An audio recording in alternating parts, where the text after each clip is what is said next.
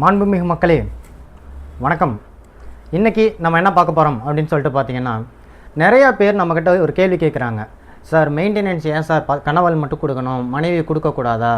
So கணவர்கள் நிறையா கஷ்டப்படுறாங்க மெயின்டெனன்ஸ் கொடுக்கறதுக்கு அப்படின்ற ஒரு கிரிட்டிக்கலான கொஸ்டின்ஸ் அதிகமாக விழுது. நிறையா கிளைண்ட்ஸும் கேட்குறாங்க. இது ஒரு குதர்க்கணமான கேள்வி, அதே கொஞ்சம் கிரிட்டிக்கலான கொஸ்டின் அப்படின்னு சொல்லிட்டு சொல்லலாம். என்ன அப்படின்னாக்கா, மெயின்டெனன்ஸ் கேஸ்லேருந்து எஸ்கேப் ஆகிறது எப்படி அப்படின்னு சொல்லிட்டு நிறைய பேர் கேட்டிருக்காங்க.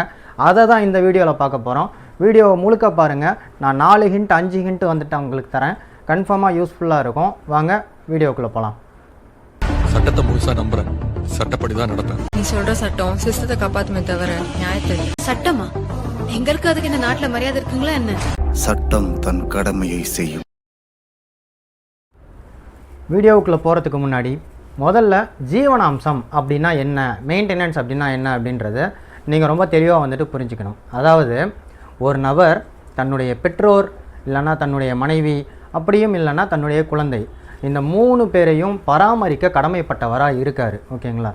இந்த 3 பேரையும் பராமரிக்க கடமைப்பட்டவராக இல்லை அப்படின்ற பட்சத்தில், அதாவது தன்னுடைய பெற்றோருக்கோ இல்லை தன்னுடைய மனைவிக்கோ இல்லை தன்னுடைய குழந்தைகளுக்கோ அன்றாட தேவைகளான உணவு, உடை, இருப்பிடம், அந்த மாதிரி ஒரு அடிப்படை வசதி தேவையான ஒரு சில விஷயம் கூட பண்ணாமல் இருக்கும்போது அதை பண்ண சொல்லி நீதிமன்றத்தின் மூலமாக போயிட்டு ஜட்ஜ்மெண்ட்டை வாங்கிட்டு வர்றதுக்கு பேர் தான் இந்த ஜீவனாம்சம் அப்படின்னு சொல்லிட்டு சொல்லுவாங்க.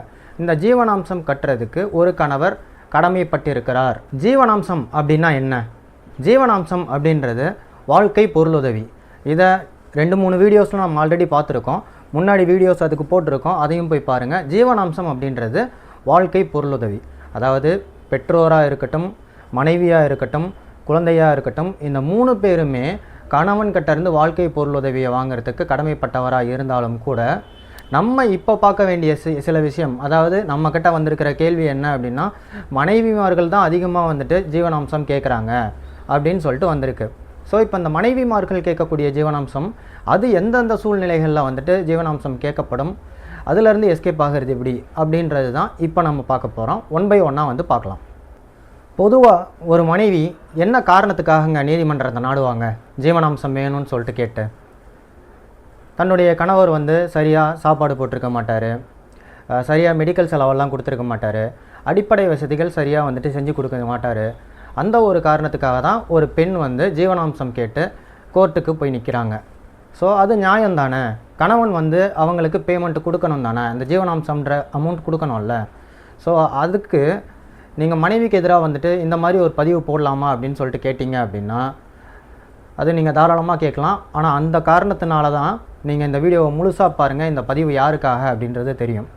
இந்த பதிவு யாருக்காக அப்படின்றத விட யாருக்கு இல்லை அப்படின்றதையும் சொல்லிடுறேன். ஓகேங்களா?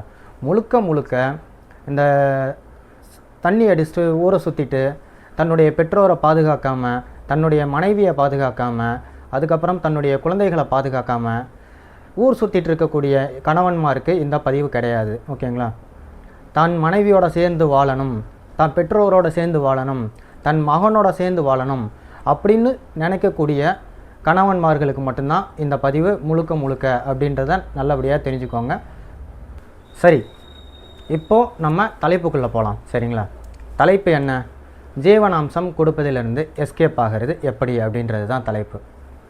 இதில் பாருங்கள், இந்த ஜீவனாம்சம் அப்படின்றது கண்டிப்பாக தன்னுடைய பெற்றோருக்கும் தன்னுடைய மனைவி மக்களுக்கும் கொடுக்க கடமைப்பட்டிருக்க வேண்டியவர் கணவர் அப்படின்னு சொல்லிட்டு சட்டம் சொல்லுது. அதே பிரிவு, அதாவது சிஆர்பிசின்னு சொல்லிட்டு நீங்கள் எடுத்துட்டீங்க அப்படின்னா, சிஆர்பிசி செக்ஷன் 125, அதே மாதிரி பிஎன்எஸ்எஸ், இப்போ புதுசாக வந்திருக்கிற பிஎன்எஸ்எஸ்ன்னு எடுத்துக்கிட்டிங்க அப்படின்னாக்கா செக்ஷன் 144 அதுலேயே அப்ளை ஆகிருக்கு. எந்த காரணத்தினால மனைவிக்கு கணவன் ஜீவனாம்சம் கொடுக்கக்கூடாது, இல்லை எஸ்கேப் ஆகலாம் அப்படின்றது அதே பிரிவில் சொல்லியிருக்காங்க. சிஆர்பிசி 125 செக்ஷன், அதுக்கப்புறம் பிஎன்எஸ்எஸ் 144 செக்ஷன். சரிங்களா? இந்த 2லையுமே சொல்லியிருக்காங்க. இப்போது முதல்ல என்ன அப்படின்னு சொல்லிட்டு பார்த்தோம்னா, எந்த விஷயத்தில் இருந்து மனைவிக்கு ஜீவனாம்சம் கொடுக்கறதுலேருந்து எஸ்கேப் ஆகலாம் அப்படின்ற 3 பாயிண்ட் இருக்குது. மொதல் பாயிண்ட் என்ன அப்படின்னு சொல்லிட்டு பார்த்தீங்கன்னா, முதல் பாயிண்ட்டு, எந்த ஒரு காரணமுமே இல்லாமல், சுத்தமாக காரணமே இருக்காது, கணவன் மேலே குறை சொல்கிறதுக்கு எந்த ஒரு காரணமுமே இல்லாமல் பிரிந்து வாழ்ந்துட்டு இருக்கக்கூடிய ஒரு மனைவி, அவங்களுக்கு கணவன் ஜீவனாம்சம் கொடுக்க முடியாது, கொடுக்க தேவையில்லை, அதிலிருந்து எஸ்கேப் ஆகலாம். சரிங்களா? ரெண்டாவது என்ன அப்படின்னு சொல்லிட்டு பார்த்தோம்னா, தன்னுடைய மனைவி தன்னை விட்டு பிரிஞ்சு வேறு யாருடனாவது, வேறு யார் கூடயாச்சும் அடல்ட்ரியில், ஓகேங்களா, தகாத உறவுல வந்து இருக்காங்க அப்படிங்கும்போது அதை நீங்கள் நிரூபிச்சிட்டாக்கா அவங்களுக்கு நீங்கள் ஜீவனாம்சம் கொடுக்கணுன்ற அவசியம் இல்லை. மூணாவது மியூச்சுவல் கன்சென்ட். இப்போ மியூச்சுவல் கன்சென்ட் அப்படின்னா என்ன? பரஸ்பரமாக 2 பேருமே விருப்பப்பட்டு தனியாக நாங்கள் 2 பேரும் வாழ்கிறோம் அப்படின்னு சொல்கிறது தான் மியூச்சுவல் கன்சென்ட், டிவோர்ஸ் அப்படின்னு சொல்லிட்டு சொல்லுவாங்க. அப்படி இருக்கும்போது அங்கேயும் நீங்கள் வந்துட்டு மெயின்டெனன்ஸ் வந்து கொடுக்கறதுலேருந்து எஸ்கேப் ஆகலாம். இப்போது நான் சொன்ன எல்லாமே சட்டப்படி, சட்டத்திலேயே வந்து பார்த்திங்கனாக்கா விலக்கு, எக்ஸம்ஷன் இருக்குது. அதாவது இந்த ஜீவனாம்சம் கொடுக்க தேவையில்லைன்னு சொல்லிட்டு சட்டப்படியே சொல்லியிருந்தாலும் கூட இதெல்லாம் நீதிமன்றத்தில் கொண்டு போய் நம்ம ஆர்கியூ பண்ணும்போதோ இல்லை அதை வந்து வழக்காக பதிவு செஞ்சு ரன் பண்ணும்போதோ 100% சாத்தியமா அப்படின்னு சொல்லிட்டு கேட்டிங்க அப்படின்னாக்கா 100% சாத்தியம் கிடையாது. இது மேக்ஸிமம் ஒரு 90% மட்டும்தான் சாத்தியம். இருந்தாலும் அதிலேருந்து எஸ்கேப் ஆகிறதுக்கு இன்னும் சில வழிகள் இருக்குது. அதை வந்துட்டு நான் இப்போ உங்ககிட்ட சொல்ல போகிறேன். அதையும் ரொம்ப கவனமாக கேளுங்க. நம்ம முன்னாடியே சொன்ன மாதிரி முதல்ல என்ன அப்படின்னாக்கா, இந்த மனைவி இருக்காங்க இல்லையா, தன் கணவன் கூட எந்த ஒரு காரணமுமே இல்லாமல் அவங்க பிரிஞ்சு போயிட்டு அவங்களுடைய முழு நோக்கமுமே தன் கணவன்கிட்ட இருந்து பணம் பறிக்கிறது அப்படின்றது மட்டும்தான் இருக்கும். அதுக்காக ஜீவனாம்ச வழக்கு வந்துட்டு போடுவாங்க. அவங்களுக்கு வேறு எந்த எண்ணமுமே இருக்காது. தன் கணவன்கிட்ட இருந்து பணம் பறித்தா போதும் அப்படின்னு மட்டும் இருக்கும். ஏன்னா கணவன் மேலே குற்றம் சொல்கிறதுக்கு எந்த குற்றமுமே இல்லை. அவங்க எந்த ஒரு சம்மந்தமுமே இல்லாமல் காரணமின்றி பிரிஞ்சு போகிறாங்க. பணம் பறிக்கிறதுக்காக வந்துட்டு கேஸை போடணும், கணவர் மேலே ஒரு நெருக்கடி கொடுக்கணும் அப்படின்னு சொல்லிட்டு இருக்கிறவங்க அவங்களுக்காக எப்படி அந்த ஜீவனாம்சத்துலேருந்து எஸ்கேப் ஆகிறது அப்படின்றத வந்துட்டு இப்போ சொல்கிறேன். நான் சொல்கிறது எல்லாமே வந்துட்டு சட்டப்படி தான் சொல்கிறேன். இது சட்டத்துக்கு கீழே தான் வருது. சில பேர் எல்லாமே வந்துட்டு எல்லாருமே இதை அப்ளை பண்ணாதீங்க, இது எல்லாருமே அப்ளை பண்ணி மிஸ்யூஸ் பண்ணுற மாதிரி பண்ணிடாதீங்க. இந்த மாதிரி சில நெருக்கடிகளை யாராவது மனைவி கிட்ட இருந்து சந்திச்சிட்டு இருந்தீங்க அப்படின்னாக்கா அவங்க உங்களுடைய கேஸ் வந்து ரன் ஆகிட்டுருக்கு, கோர்ட்டில் ரன் ஆகிட்டுருக்கு அப்படின்னா இந்த கண்டிஷனை வந்துட்டு நீங்கள் அப்ளை பண்ணுங்கள். இதை எப்படி அப்ளை பண்ணணும் அப்படின்னாக்கா, இந்த பாருங்கள், மனைவி வந்து எந்த காரணமுமே இல்லாமல் உங்கள்கிட்ட இருந்து பிரிஞ்சு போயிடுறாங்க. சரிங்களா? அவங்க உங்கள்கிட்ட ஜீவனாம்சம் கேட்குறாங்க. இப்போ நீங்கள் நீதிமன்றத்தின் பார்வையில் எப்படி தெரியணும் அப்படின்னா, எனக்கு என் மனைவி நிச்சயமாக வேணும், நான் என் மனைவி மக்களோட வந்துட்டு சேர்ந்து வாழ்கிறதுக்கு ரெடியாக இருக்கேன் அப்படின்ற ஒரு கான்ஃபிடென்ட்டை நீதிமன்றத்துடைய பார்வையில் வந்துட்டு நீங்கள் ஒரு பெட்டிஷனாக வந்துட்டு மென்ஷன் பண்ணணும். ஓகேங்களா? எனக்கு என் மனைவி கண்டிப்பாக வேணும், என் மனைவி இல்லாமல் என்னால் வாழ முடியாது அப்படின்றத நீதிமன்றம் ஒத்துக்கிற வகையில் நீங்கள் வந்து பெட்டிஷனாக வந்துட்டு போடணும்.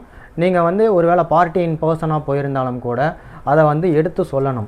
அப்படி இருக்கும் பட்சத்தில், ஓகேங்களா, உங்களுடைய மனைவி தான் வந்துட்டு நீங்கள் வேணாம்னு சொல்லிட்டு பிரிஞ்சு போகிறாங்க, நீங்கள் வந்து உங்கள் மனைவி வேணும்னு சொல்கிறீங்க. இது இன்னொன்றுலையும் ரெஸ்டிடியூஷன் ஆஃப் கான்ஜுகல் ரைட்ஸ்ன்னு சொல்லிட்டு ஒன்று இருக்குது. ஓகேங்களா? அது அதுக்கப்புறமா வந்துட்டு நான் சொல்லித்தரேன். பட் இதை நீங்கள் இப்படி தான் அப்ளை பண்ணணும். எப்படி அப்ளை பண்ணணும் அப்படின்னு சொல்லிட்டு பார்த்தீங்கன்னா, நீதிமன்றத்துடைய பார்வையில் எனக்கு என் மனைவி என் மக்கள் வேணும் அப்படின்றத ரொம்ப ஸ்ட்ராங்காக அடித்து உடைக்கணும். நீங்கள் அதை அடித்து உடச்சிட்டிங்க அப்படின்னா அவங்களுக்கு ஜீவனாம்சம் கொடுக்கணுன்ற அவசியம் கிடையாது. அடுத்து ரெண்டாவதாக வந்துட்டு நம்ம சொன்னது, ரெண்டாவதாக நம்ம என்ன சொல்லியிருக்கோம், இந்த செகண்டாக என்ன சொல்லியிருக்கோம் அப்படின்னாக்கா, தன்னுடைய மனைவி தன்னை விட்டு பிறரிடம் தகாத உறவில் இருக்காங்க அப்படின்றது. ஓகேங்களா? இது ரொம்ப சாதாரணமாக வந்துட்டு எடுத்துக்காதீங்க. நீங்கள் இதை வந்து கோர்ட்டில் வந்துட்டு சொன்ன உடனே நம்ம ஜீவனாம்சம் கட்ட தேவையில்லை அப்படின்றதுக்காக சும்மா வந்துட்டு இந்த பெட்டிஷன் அப்படி போட்டுடலான்றதுனால போட்டுறாதீங்க. இது ஆதாரபூர்வமாக நீங்கள் கண்டிப்பாக கோர்ட்டில் வந்துட்டு நிரூபித்தே ஆகணும். வெறும் வாய் வார்த்தையாக இதை சொன்னீங்க அப்படின்னா நீதிமன்றம் அதை ஏற்றுக்காது.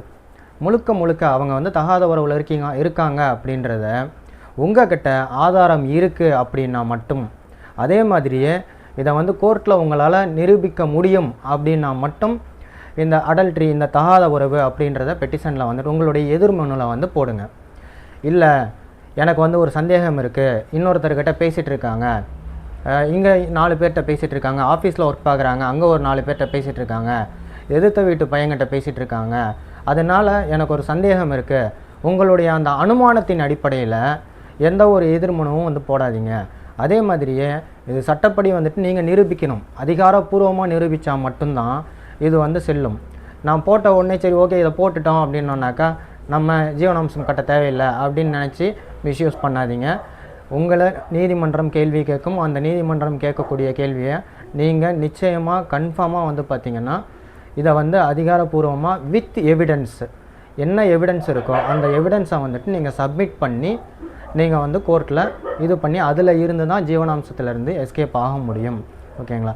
அதே மாதிரியே வெறும் அனுமானத்தின் மூலமாகவோ சந்தேகம் மூலமாகவோ தன்னுடைய மனைவியவே நாம் தப்பாக ஒரு எதிர்மனு ஒரு ரெஸ்பாண்டன்ட் பெட்டிஷன் போடுறோம் அப்படின்னாக்கா அது கொஞ்சம் வெட்கக்கேடாக தான் இருக்கும். வெறும் மெயின்டெனன்ஸ்க்காக மட்டும் இந்த மாதிரி தப்பாக போட்டுறாதீங்க, மிஸ்யூஸ் பண்ணாதீங்க.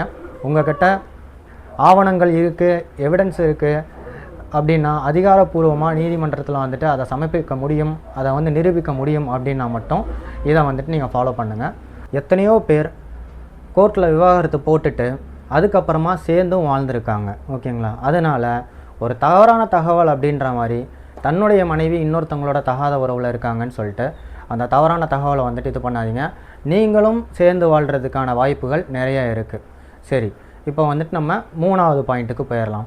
3வது பாயிண்ட் என்ன அப்படின்னாக்கா மியூச்சுவல் கன்சென்ட், ஒரு பரஸ்பர பிரிவு அப்படின்னு சொல்லிட்டு சொல்லலாம். அது ஒரு சமரசமான பிரிவு அப்படின்னு சொல்லிட்டு சொல்லலாம்.